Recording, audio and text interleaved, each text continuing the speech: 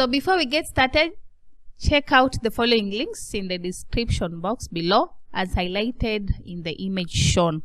So you'll be able to get our past papers, our link to our official website, link to accreditations, our link to donation page, and contact details in the description. So once you'll be watching a certain video of any lesson or of any past paper, you'll be able to get all these links, and you can be able to get to download past papers, to reach to our official website. You'll be able to see links to our accreditations so that you can see which authorities have accredited us. You'll be able to reach to our donation page as well as our contact details. So question 5 of our December 2023 past paper of communication skills. So 5A says summarize 5 features of an effective curriculum vitae. So a curriculum vitae, this is a document that we use to search for a job. When you are looking for a job, normally you post your application, and the application is normally attached with a CV. So a CV is made up of the application letter plus all the credentials or testimonials for your education attached together. And what are some of the features of an effective CV? For you to say this CV is effective, what are some of the features will you look for, or will you look out in that specific CV? Contact information. Ensure to comment or ensure to include contact information in your CV. Your name, your email address, your phone number, and a phone number that is very much active. If possible, even put another alternative number so that whenever maybe people call out, they'll be they're not able to reach you, they'll be able to reach you through that other number, that other person. So a good CV should have a contact information. Should also have your professional summary. It should highlight on some of your skills, key experiences, and even your career goals. That is something that also can add marks for you in the CV, depending on what are your career goals as a professional. What are some of the things that you're looking up to? And then also work experience. You have to comment on your work experience. Any CV should comment on your work experience, especially if you're a person who've already worked. That is something that can add weight in your CV. So if you've worked with different organizations, start from the most recent one as you go backward, and then also add on your educational level. Comment on your education, if it's a KCP level, KCC level, undergraduate, postgraduate, master's degree, doctorate. All that should also be included in the CV. And then also mention your skills, the skills that you feel you have as a person, which are making you fit for that specific profession that you're talking about. Put them in. Like communication skills, analytical skills, technical skills, etc. Always include them in the CV, and also put your achievements in case there's anything you achieved, in case there's an achievement that you experienced or that you had. Always also include it in the curriculum vitae. So that is question 5A. Question 5B, highlight 5 disadvantages associated with social media communication. So what is social media communication? Social media communication is the type of communication that takes place in the social media platforms like Facebook, Twitter, of which nowadays it's X, Instagram, Snapchat, WhatsApp, etc.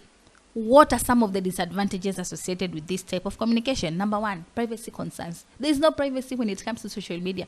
You can be chatting with someone privately, and this person really knows that this is private communication, but ends up forwarding the message to another person. The other person forwards it to another person. The other person forwards it to another person. At the end of the day, it's no longer private. So that is number 1. Number 2, cyberbullying. We have a lot of cyberbullying going on in the social media. You see, people are really being affected negatively. People nowadays are becoming depressed because of cyberbullying. That is also another disadvantage of social media communication. Mental health issues.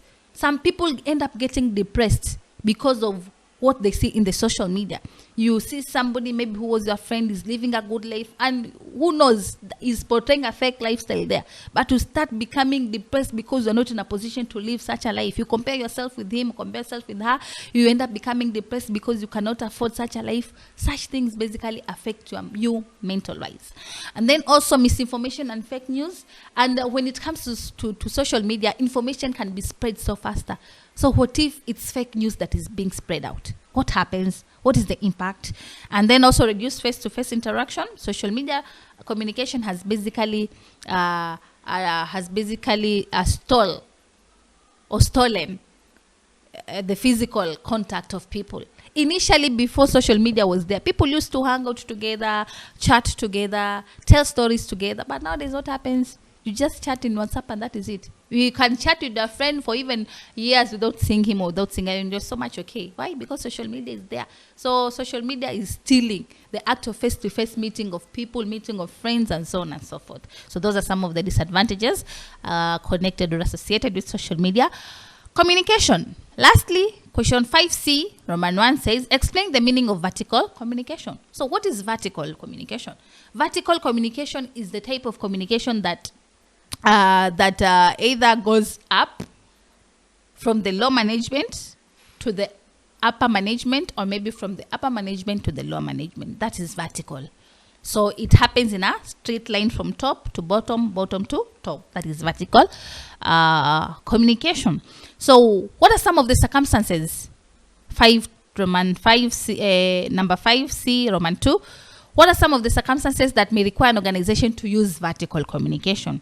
We want to check some of the conditions that will favor vertical communication. What will make either the junior staff talk to their bosses upward there, or maybe what will make the bosses basically come to talk to their juniors. For example, number 1, strategic decision making.